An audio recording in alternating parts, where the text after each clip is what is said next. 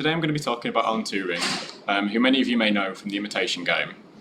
He was born in London in 1912, and he was a mathematician and data scientist that fundamentally revolutionised the data professions that we know today. In the 1930s, he developed a mathematical mode of computing, which was designed to solve complex equations. And this information and technology then went on to develop a universal archive for decoding and actioning sets of data, which then led to him being referred to as the father of the modern computer. During World War II, he joined the government's Department of Decoding, and he played a pivotal role in solving the Enigma code, which was a form of German naval communications. And his contribution to that was so significant that it actually reduced the duration of the war by up to anywhere between 2 to 4 years. And because of that, he was referred to as a wartime hero. In 1952, Turing was working as a university lecturer. He was also in a same-sex relationship, which led to him being charged with gross indecency.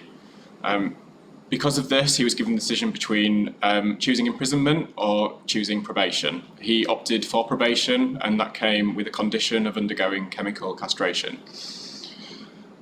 It also meant that he had to register as a sex offender, or was registered as a sex offender, which meant that he couldn't work and he lost his job with the university. The impact of all of this led to some severe depression, largely due to the impact of the chemicals used in the castration process. And sadly, 2 years later, he did commit suicide. The key part of this story for me is that Turing was somebody that devoted his life to giving the UK freedom during wartime, a freedom that was taken away from him by his own government.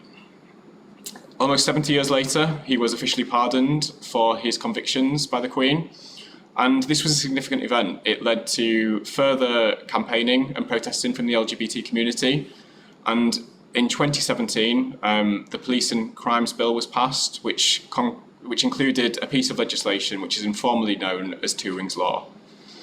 Turing's Law has helped 70,000 other people have their past convictions overturned.